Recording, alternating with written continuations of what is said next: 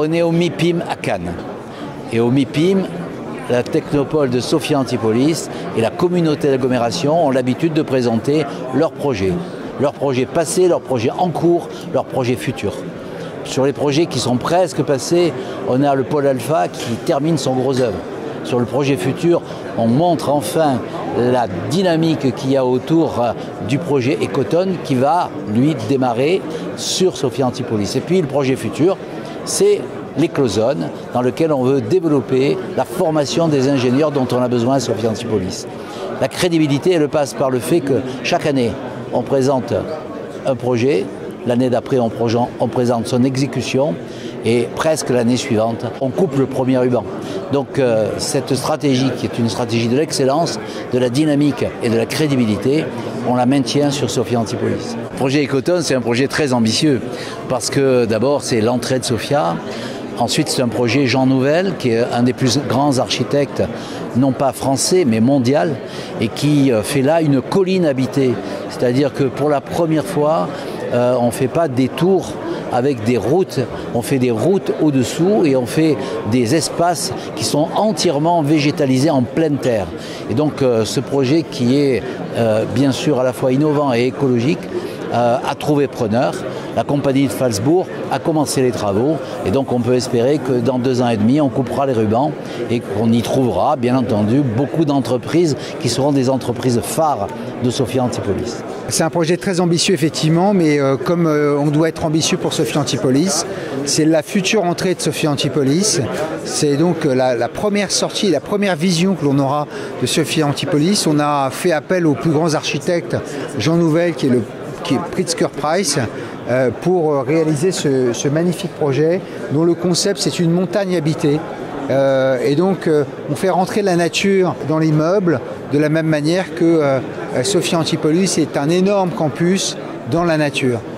Donc on est dans une vision, on le voit ici, dans une vision du XXIe siècle, de ce que peut être le travailler dans des belles conditions, avec un projet très écologique, qui est très tourné autour des utilisateurs, puisqu'il y aura le plus grand club de sport de toute la région, de toute la Côte d'Azur, en fait, avec Métropolitan qui va y ouvrir son plus grand club de sport. Il y aura de l'hôtellerie, il y aura des restaurants, et tout ça pour que les gens qui y travaillent dans les meilleures conditions possibles, soient fiers de travailler à Sophia Antipolis, et que pour les entreprises, eh bien, ça soit aussi en termes de RSE, une signature de leur engagement sur la responsabilité sociétale des entreprises. Aujourd'hui, c'était une signature en présence de l'élu de ces 2 nouveaux partenariats, puisque nous avons déjà signé le siège social d'Escota, la société d'autoroute, et là, nous avons signé 8000 m² de bureaux opérés et donc ce plus grand club de sport de la Côte d'Azur.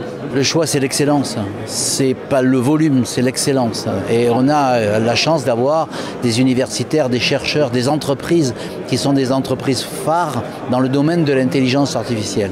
Il faut continuer à capitaliser au sens humain du terme sur cette idée-là. Et puis, on regarde les chiffres, et encore une année qui vient de s'écouler où on a créé encore 1500 emplois de plus que l'année précédente. Donc cette dynamique économique, c'est une dynamique aussi de croissance, et c'est une dynamique de croissance pour le territoire et pour notre pays. Bien sûr, là on est sur une stratégie où les constructions d'aujourd'hui ne sont pas les mêmes constructions d'hier. Hier, on arrivait à Sophia, on faisait du parking avec du goudron qui s'étalait autour de l'entreprise, et puis on faisait une entreprise.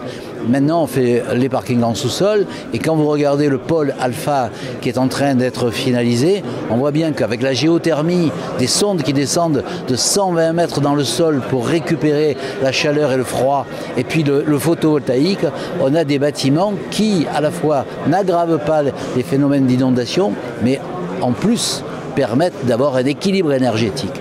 Donc, on est dans une stratégie de l'innovation, et l'innovation, elle est aussi dans la construction.